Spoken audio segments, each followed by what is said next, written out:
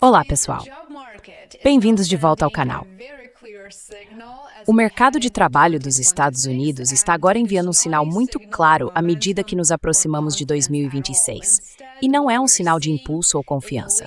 Em vez disso, o que estamos vendo é um mercado de trabalho que está desmoronando em câmera lenta.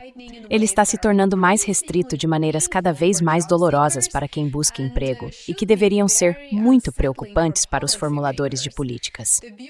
Os dados recentes do Bureau of Labor Statistics mostraram que as vagas de emprego nos Estados Unidos caíram para 7,1 milhões, o nível mais baixo em mais de um ano. Isso representa uma queda em relação aos 7,4 milhões revisados para baixo no mês anterior, e está abaixo de todas as expectativas.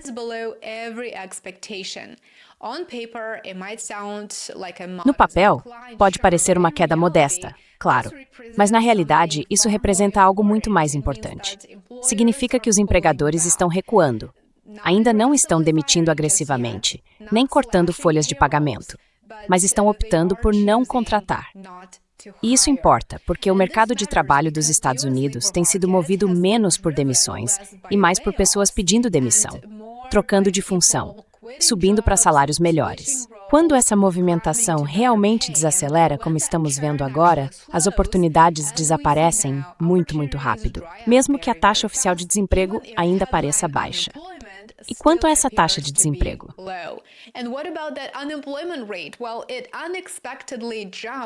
Bem, ele subiu inesperadamente para 4,6% em novembro, o dado mais recente disponível pelo BLS. Esse é o nível mais alto desde meados de 2021. Agora, historicamente falando, 4,6% não é catastrófico, mas o contexto é tudo aqui. Esse aumento no desemprego está acontecendo enquanto as contratações diminuem, o crescimento do emprego é fraco e a confiança está completamente se deteriorando. Essa combinação por si só é o que deixa os economistas muito preocupados, e deveria deixar qualquer um preocupado. A taxa de contratação voltou aos níveis vistos no início da pandemia e também no período posterior à grande recessão. Em outras palavras, os empregadores estão de braços cruzados. Eles querem reduzir seus custos operacionais e não estão dispostos a expandir porque há simplesmente muita incerteza.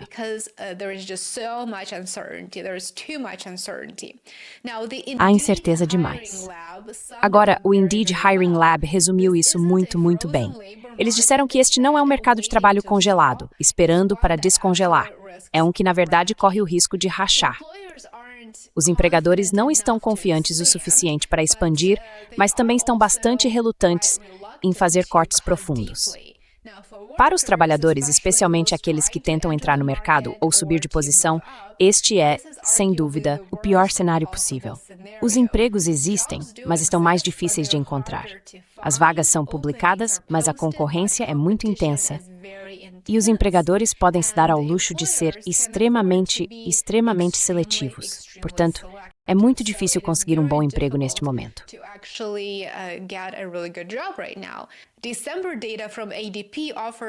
Os dados de dezembro da ADP oferecem muito pouco alívio. Segundo a ADP, as empresas dos Estados Unidos adicionaram 41 mil empregos no setor privado, o que é melhor do que a queda de novembro, mas ainda abaixo das expectativas. Os economistas esperavam algo mais próximo de 50 mil empregos, e esse não é o tipo de crescimento que indica uma economia saudável e em expansão. Portanto, não se engane, isso mal é suficiente para acompanhar o ritmo. Estamos apenas nos mantendo por aqui. O que chama a atenção é de onde esses empregos realmente vieram. Saúde e educação lideraram os ganhos, junto com lazer e hospitalidade. Ao mesmo tempo, os serviços profissionais e empresariais perderam quase 30 mil empregos, e o setor de informação perdeu outros 12 mil. Então, essa divisão conta uma história muito interessante, na minha opinião.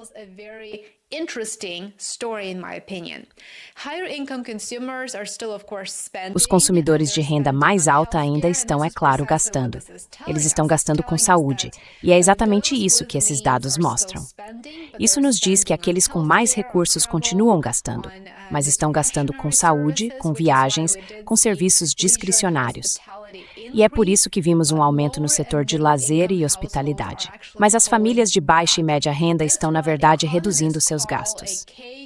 É isso que os economistas chamam de economia em formato de K, aliás, em que um segmento continua subindo enquanto o restante estagna ou fica para trás. E é exatamente isso que vemos nos dados mais recentes da ADP. Mesmo dentro das contratações, a divisão é muito visível.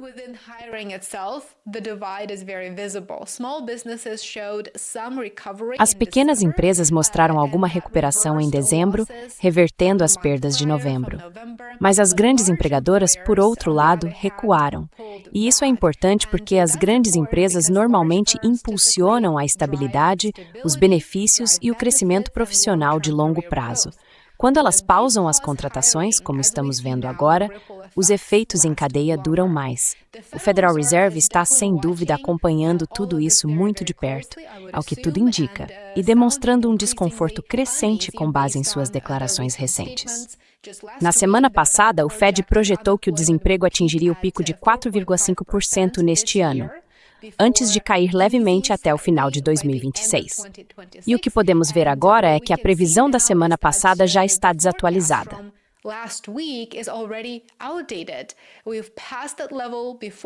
Nós já ultrapassamos esse nível antes mesmo do ano começar. O presidente do Fed, Jerome Powell, não tentou disfarçar isso em sua última coletiva de imprensa. Ele reconheceu que o mercado de trabalho está, segundo suas palavras, sob pressão, e que o processo de criação de empregos pode, na verdade, se tornar negativo. Ele alertou para riscos significativos de queda, o que é uma admissão rara, na minha opinião.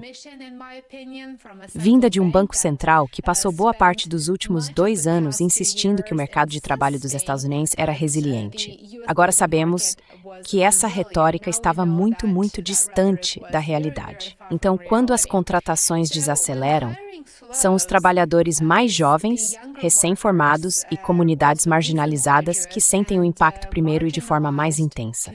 Isso já está aparecendo, na verdade.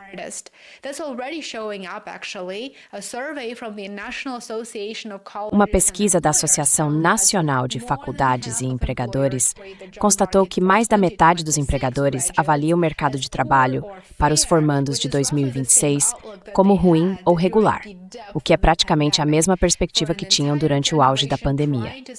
Para toda uma geração tentando iniciar suas carreiras agora, isso é um sinal muito preocupante. As coisas não vão melhorar em 2026. E pairando sobre tudo isso está a incerteza. Temos políticas tarifárias, mudanças na imigração e riscos geopolíticos se intensificando nos primeiros dias de 2026. E, claro, há os efeitos persistentes de uma paralisação do governo que atrasou a divulgação de dados importantes. Tudo isso torna o planejamento mais difícil para as empresas e complica qualquer decisão de política que o Federal Reserve precise tomar.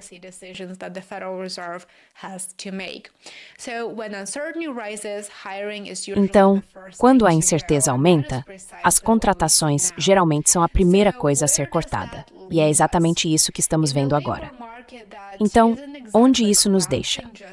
Em um mercado de trabalho que ainda não está desmoronando, mas que está apresentando rachaduras suficientes para nos deixar muito preocupados. Podemos ter certeza de que as coisas não vão melhorar em 2026. Acho que estamos apenas começando a ver tudo isso se desfazer. O novo relatório de empregos de dezembro, que será divulgado ainda esta semana, trará outro retrato da situação, mas a tendência já está muito clara. O mercado de trabalho dos Estados Unidos está desacelerando. A tendência se tornou evidente, e a menos que as contratações melhorem, o que seria muito surpreendente, a desaceleração provavelmente definirá todo o ano de 2026. Para os trabalhadores, isso significa uma concorrência mais acirrada e menos oportunidades de ascensão.